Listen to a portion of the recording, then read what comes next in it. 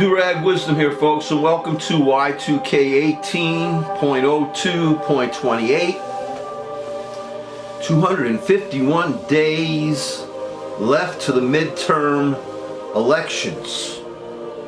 And today we have an atheist's Bible lessons. Yeah, that's right, folks. You're not on drugs, you're not hallucinating. I am going to give you a Bible lesson today. Or should I say Bible? Regarding the following passages: Leviticus 19:11-18. Leviticus chapter 19 verse 33. So you got 11, 18, and 33 there. Numbers 35 verse 25. Deuteronomy 21 verses 1-9. Alright, just keep that in mind. In this country, we have not only been invaded by fascism and Putinistic oligarchism, we have also been invaded by USA religious extremist Taliban. There is so much to learn from the books they idolize, including the Tanakh. That's the Jewish name for the Jewish Bible, which does not have a New Testament supplement. There's the Christian scriptures, and that's the Bible in the order of the Christian tradition. And of course there's the Quran.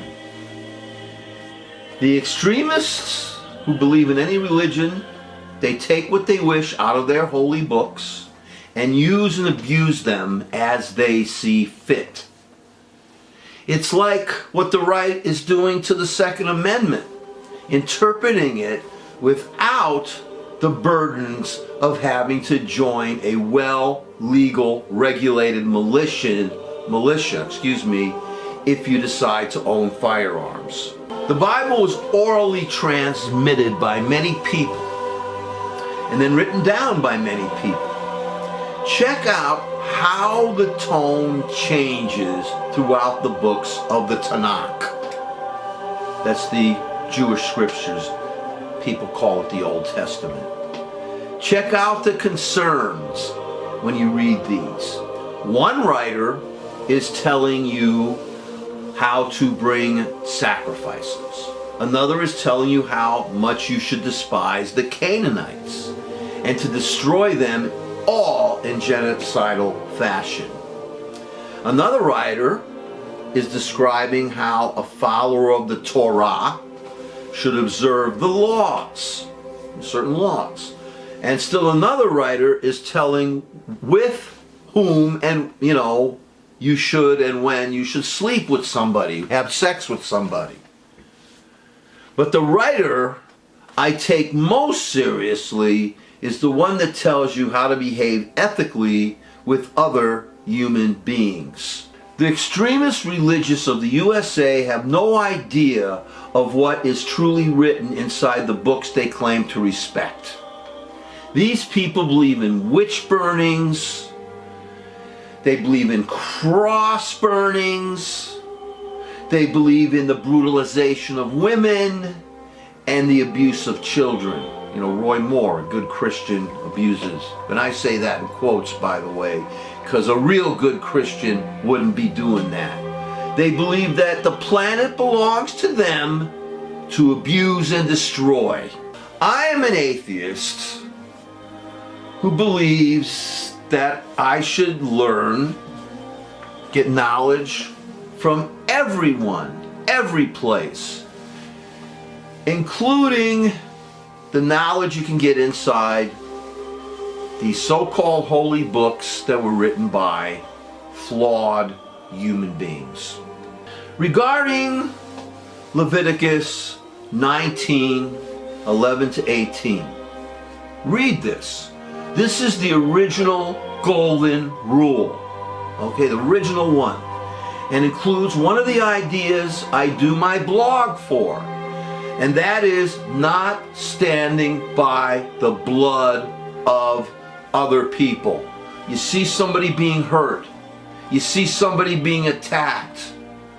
You help them. You come to their aid.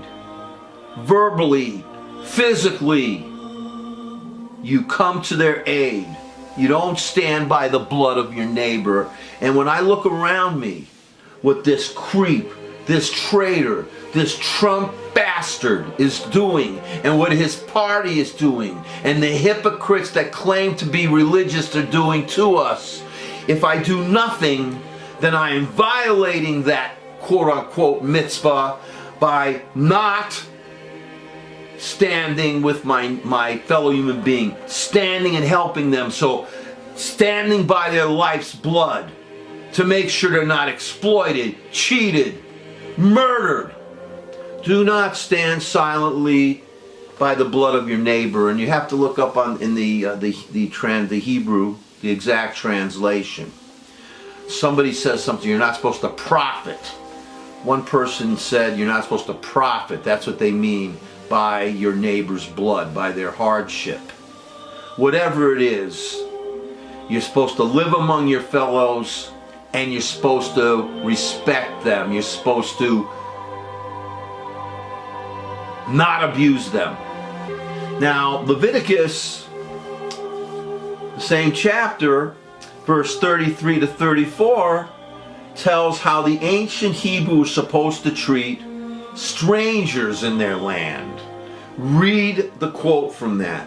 When strangers are in the land of Israel, how you're supposed to treat them.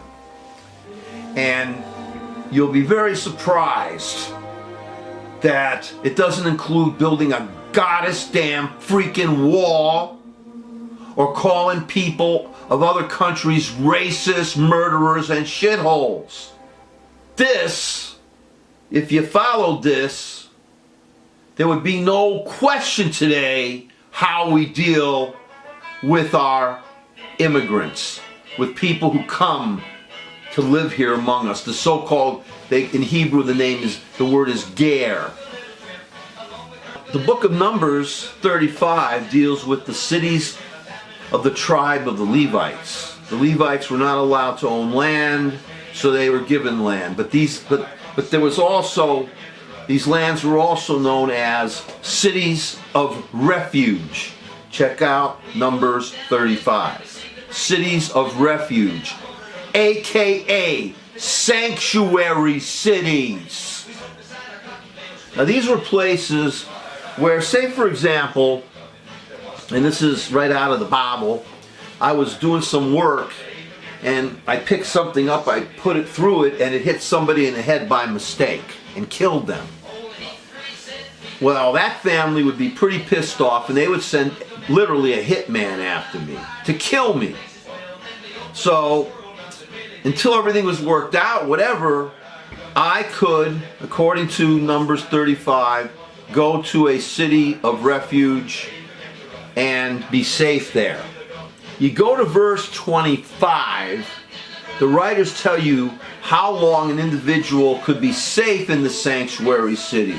And they mention until the high priest of that city died. The question is, why should the high priest be blamed for the murder?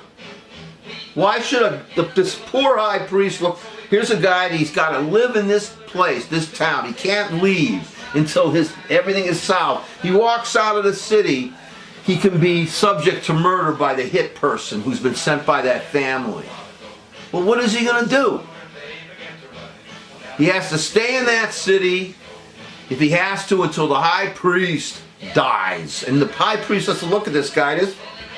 He's being punished too, because he knows that that person is looking forward to him dying. This is the idea that if something bad happens in a society, a so-called holy society, everyone is responsible. Let's emphasize that. Let's reinforce that. In Deuteronomy 21, verse 1 to 9, the writer is talking about how we're supposed to treat a dead body that's discovered between two towns. Like, what if you have to measure, you have to literally measure out. Who's responsible? Which town is responsible for that body? And of course you're supposed to make a sacrifice. A poor innocent animal is supposed to have its neck broken. Unbelievable. We human beings, what we do. But in any event, once again, somebody comes into your town.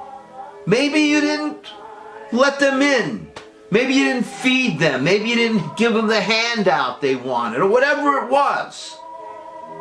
Somehow this person ended up being murdered, dead, whatever, and his body drops between Los Angeles and New York.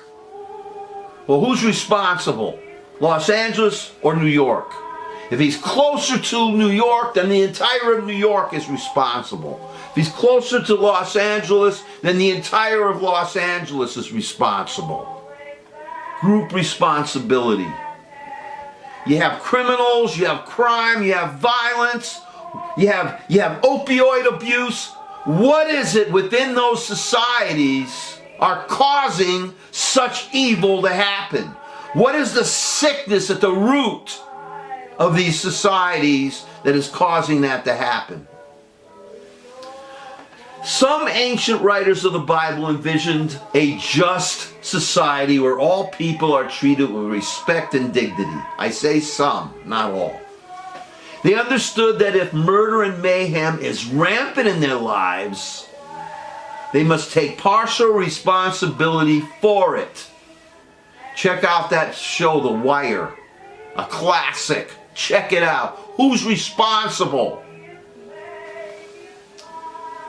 Because a true and just society will have little or nothing to do with hatred, fear, and murder, which is what today's religious extremists are all about.